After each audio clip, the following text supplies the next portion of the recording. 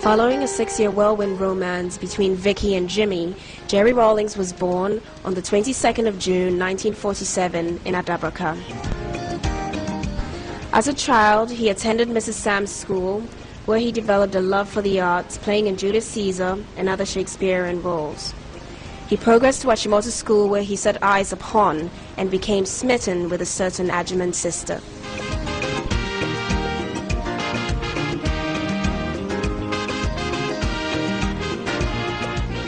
After Achimota School, they went their separate ways. Nana Kunedo went to the University of Science and Technology. While pursuing her degree in interior design, she immersed herself in university life, making lots of friends and taking part in various activities. Jerry John, on the other hand, joined the armed forces to become an Air Force pilot. Flying was his passion, and therefore it came as no surprise when he'd won the Speedbird Trophy for outstanding performance in the flight school. The Speedbird Trophy went to Lieutenant J.J Rawlings for being the best Air Force cadet of the flying training school.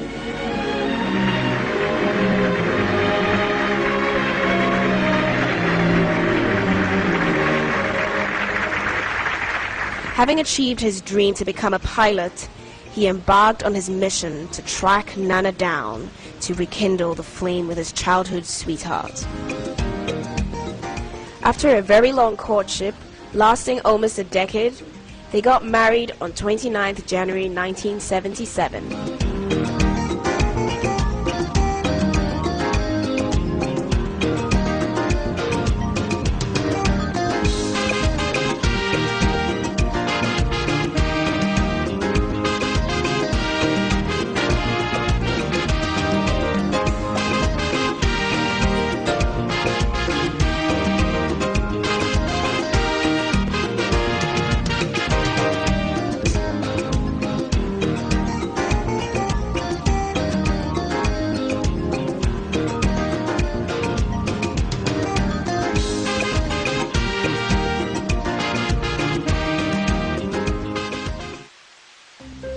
Two years into their marriage, Flight Lieutenant Jerry John Rawlings, like many other Ghanaians, frustrated with their deteriorating economic and political conditions, led a mutiny against the military government at the time. Following an unsuccessful uprising, what should have been a closed military trial was open to the public in an attempt to make scapegoats of Rawlings and his men. For the first time in Ghana, a group of junior army officers had attempted to pull down a military regime made up of senior army officers. One could say that the abortive attempt had been brought about by extremely compelling factors. The trial of the coup plotters was very revealing. J.J Rawlings, who boldly owned up as the one person centrally responsible for the attempt, gave cogent and infectiously popular reasons to explain why the attempted coup was justifiable. This titanic force, gigantic in all dimensions, broke loose on June 4th, 1979, with J.J Rawlings coming out of congealed cells to lead yet another military regime.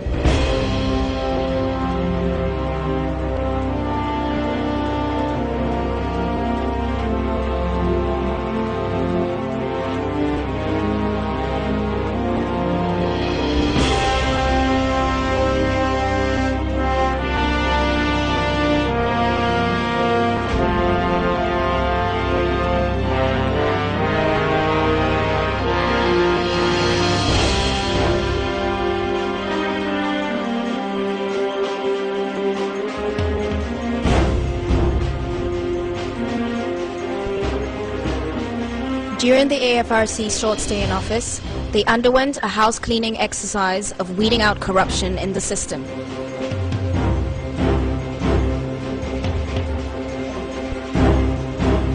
The AFRC did its best in the short space of time to throw a searching light into the dark recesses of corruption in the country.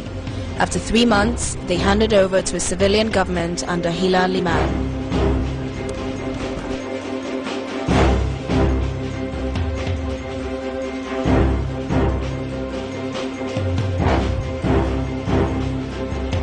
We of the Armed Forces Revolutionary Council, during our short stay in power, have demonstrated openly what many people had only suspected before, namely, that the holding of office in government in this country had in almost all cases been used to plunder the wealth of the nation. Ghana is looking up to you. Thank you.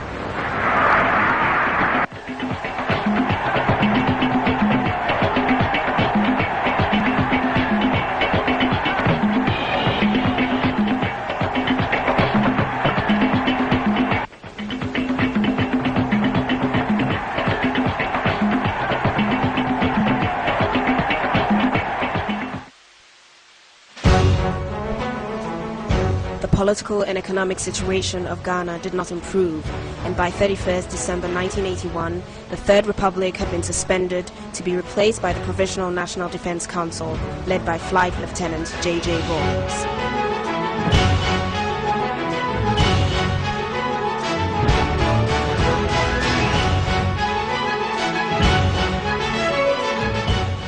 Rawlings had a natural touch, a man of the people. He connected with the masses and they loved him.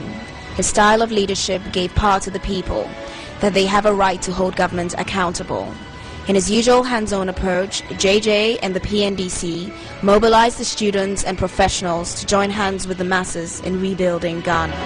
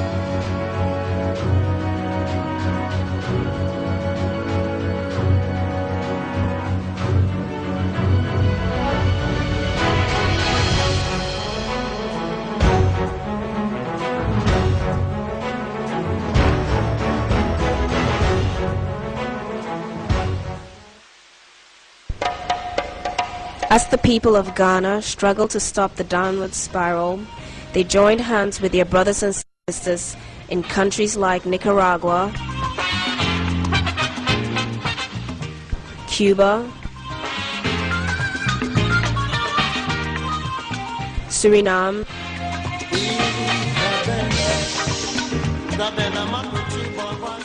and Burkina Faso in what came to be known as Solidarity in Struggle. As part of his visit, he received the Jose Martin Medal for World Peace on behalf of the Ghanaian people, and also met with the Ghanaian students in Cuba. The chairman received the Jose Martin Medal for World Peace from President Castro at a solemn but impressive ceremony. The award underscores Ghana's commitment to world peace and solidarity among nations, particularly those that remain oppressed and degraded by poverty, exploitation, and unprovoked aggression.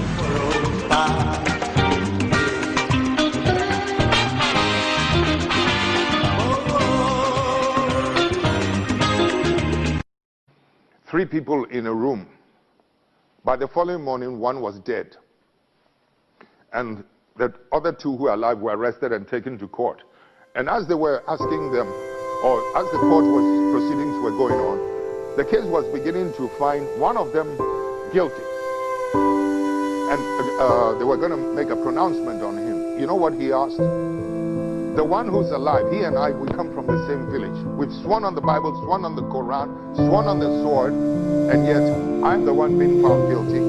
Please, I beg the judge, etc., take us to the village we come from. We have a shrine over there, and let us go and swear on that shrine and see whether I am innocent or he is the culprit, whether I am the murderer or he is the culprit.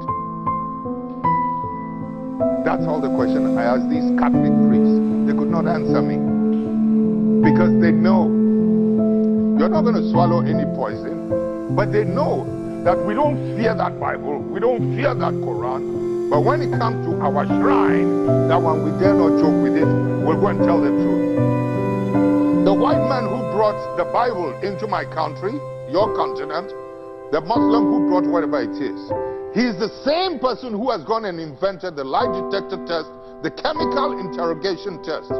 I would dare you to go and line up some of your finest policemen, some of your finest heads, some of your finest, what you call it, judges. Make any allegations against me, you included. Whatever questions you want to ask, take me through a chemical interrogation. I will be the one who will pass. I wonder how many of you will pass. You know something, Chief? If we can learn to be bold enough to restore the value of truth in our society, then we will have justice. Without truth, we cannot get justice. We cannot get justice. And that's why we're suffering.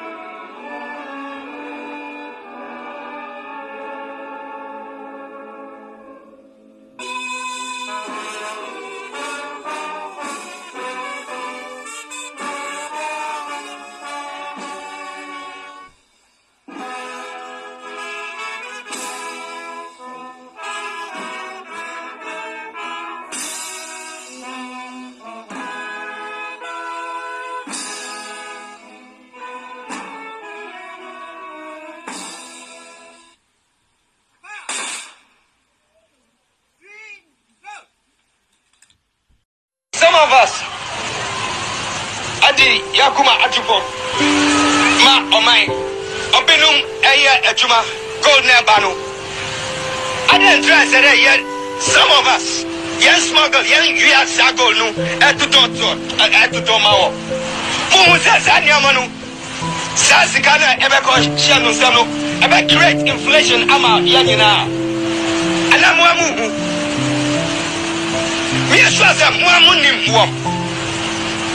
I hope what I'm hearing is false. Sir, police, when they are looking up to some of you policemen, some of you are even partaking in this nonsense. Huh?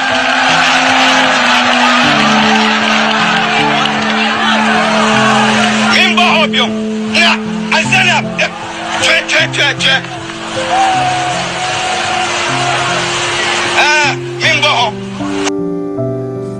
You better shut up when I'm talking, okay?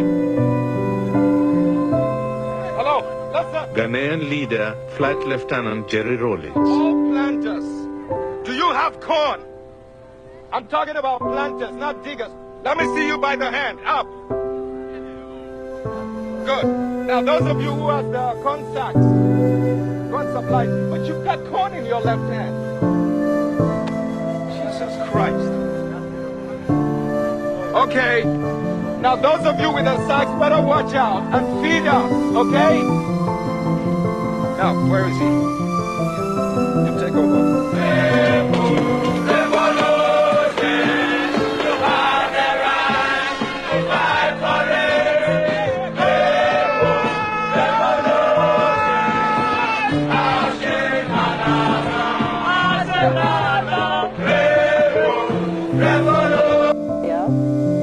I'm saying that we can vote people in and out. Personalities, okay?